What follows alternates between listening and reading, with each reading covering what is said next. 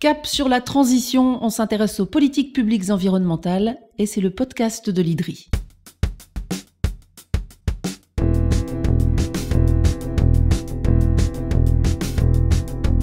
Bonjour et bienvenue dans les podcasts de l'IDRI, l'institut qui facilite la transition vers le développement durable. C'est presque devenu une habitude désormais, des chercheurs ou des invités se succèdent à ce micro pour vous raconter, vous expliquer à quoi pourrait bien ressembler cette transition. Les sujets sont complexes, interdépendants bien souvent. Ici, on en parle simplement. Et aujourd'hui, c'est la biodiversité qui est sur la sellette. Petite citation, c'est la nourriture que nous mangeons, l'air que nous respirons et l'eau que nous buvons, à la fois en termes de qualité et de quantité. Elle joue aussi un rôle dans la séquestration du carbone, dans l'atténuation du changement climatique. Sans biodiversité, il n'y a pas de vie. On comprend tout de suite la nécessité de sauver les écosystèmes. Ces mots sont signés Elisabeth Maruma Mrema, la secrétaire exécutive de la Convention sur la diversité biologique, la CDB, convention qui a enfin réussi à se réunir dans la deuxième quinzaine de mars à Genève, après 2 ans de travail à distance, pandémie oblige. Qu'est-ce qui est en jeu ? Est-ce que les 196 États de la Convention avancent assez vite face à l'urgence ?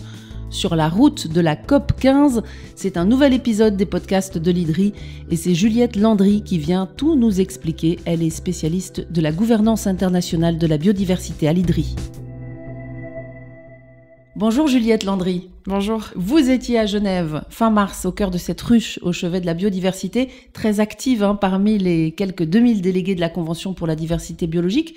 On va essayer de comprendre un peu avec vous ce qui se joue en ce moment. À commencer par le but de cette réunion, c'était d'avancer sur ce qu'on appelle le cadre mondial post-2020. C'est une sorte de plan stratégique, c'est ça, pour lutter contre l'érosion de la biodiversité pour la décennie dans laquelle on est déjà engagé et jusqu'à 2030 ?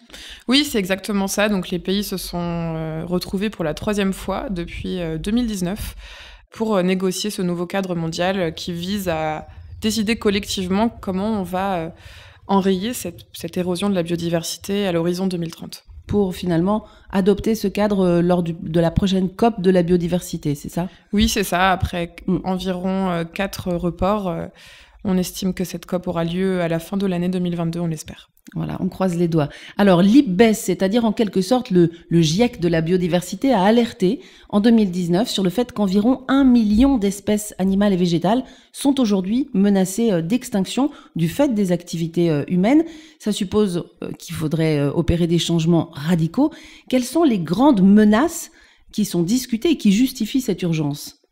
Oui, exactement. Alors l'IPBES, qui est une plateforme intergouvernementale de scientifiques, donc des centaines de scientifiques se sont rassemblés et ont publié en mai 2019 une évaluation mondiale de la biodiversité et des services écosystémiques. Et ils ont priorisé et identifié donc 5 grandes causes de perte de biodiversité qui sont en premier lieu le changement d'usage des terres et de la mer. Donc par exemple, quand on déforeste pour faire des cultures ou... Exactement, quand une parcelle de forêt se transforme en terre agricole, c'est un exemple typique, ou alors en zone urbaine, en infrastructure. Ça, c'est la cause majeure de perte de biodiversité et l'agriculture est un secteur important pour cette première cause de perte de biodiversité. La seconde cause de perte de biodiversité, il s'agit de la surexploitation. L'exemple typique est la surpêche. On va trop prélever en fait d'espèces.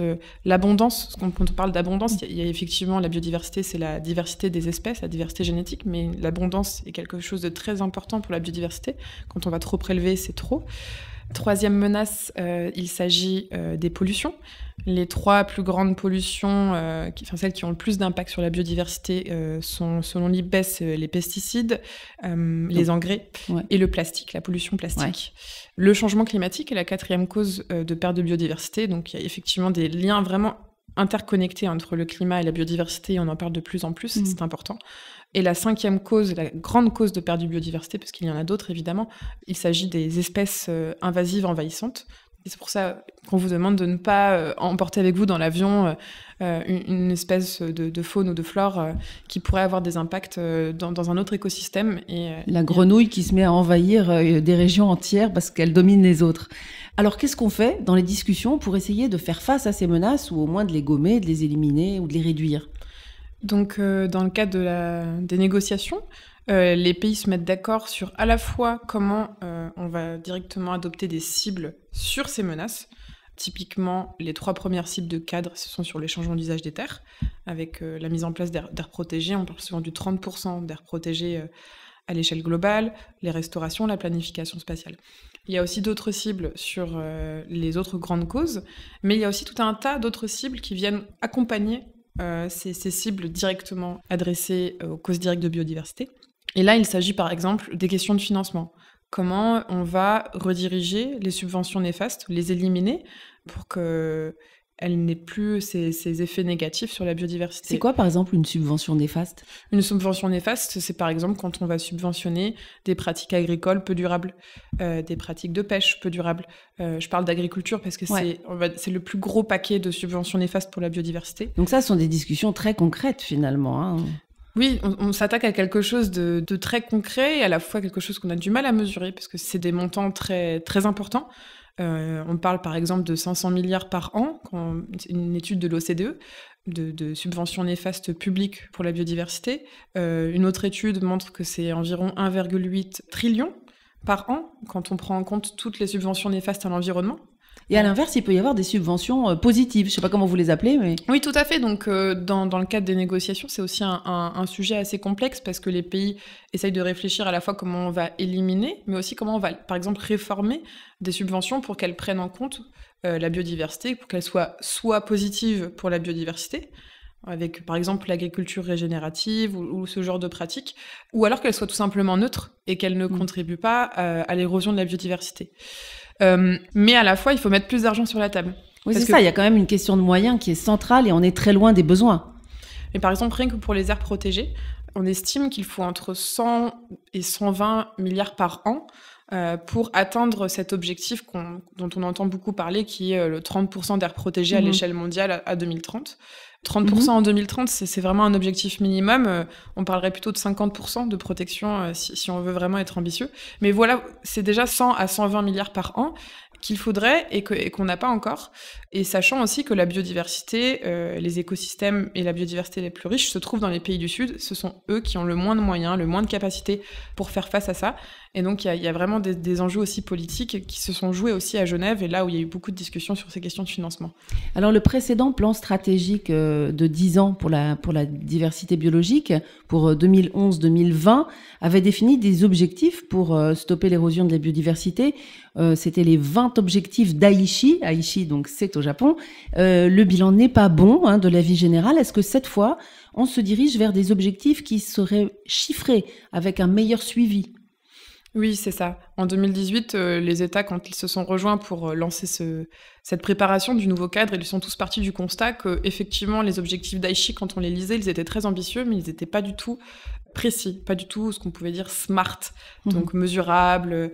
Effectivement, il faut plus chiffrer quand on peut le faire, parce que c'est compliqué de le faire pour toutes les cibles et tous les objectifs. Mais aussi un autre constat, c'était de dire les pays, en fait, ils n'ont pas assez rendu compte sur leurs actions au niveau national.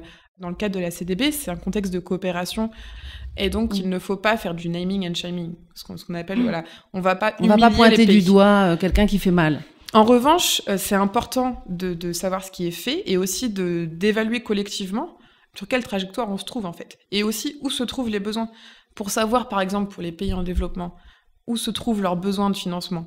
Comment les pays développés ou les banques multilatérales, les fonds d'investissement, où est-ce qu'ils peuvent investir, où est-ce que se trouvent les besoins et ceux qui auront le plus de bénéfices pour la biodiversité. Là, c'est important aussi qu'il y ait toute une sorte d'évaluation de plans de financement, par exemple. Et aussi, c'est ultra important que les pays s'alignent, en fait, que leurs nouveaux objectifs, leurs nouvelles cibles nationales soient alignées avec le cadre post-2020. Très rapidement, parce qu'il ne nous reste que 8 ans, ça reste une fenêtre très, très restreinte. Donc, c'est important d'avoir ce qu'on appelle un cadre de transparence. Et donc ça, c'est en discussion, c'est en bonne voie ? C'est en discussion. À Genève, on n'a pas eu assez de temps, malheureusement. En tout cas, il y a une volonté à l'avenir que ce soit plus chiffré et plus suivi, toujours dans ce cadre coopératif.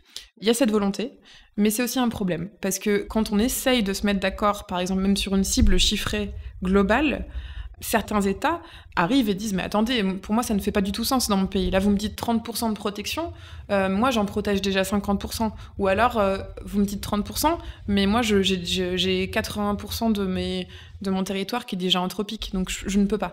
Et en fait, c'est tout un narratif aussi à construire et de dire c'est un chiffre global. Les indicateurs, c'est la même chose. Ils ont du mal à se mettre d'accord sur les indicateurs, parce qu'il y a des indicateurs mondiaux, mais aussi des indicateurs nationaux, et là, donc il va falloir composer avec tout ça.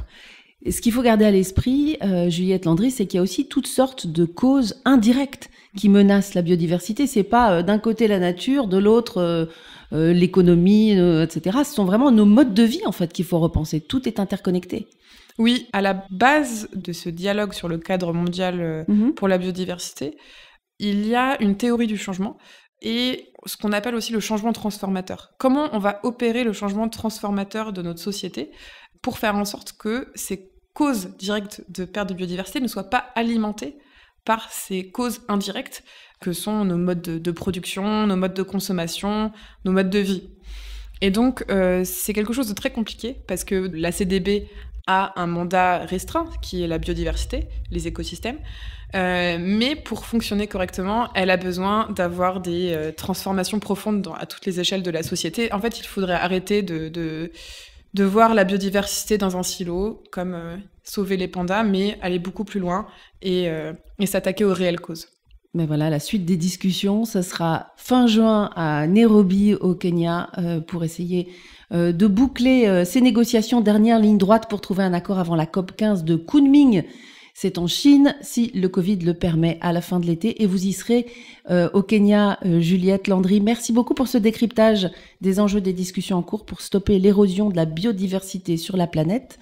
Je rappelle que vous êtes chercheuse à l'IDRI, spécialiste de la gouvernance internationale de la biodiversité, sujet ô combien vital pour nous. Merci. Merci.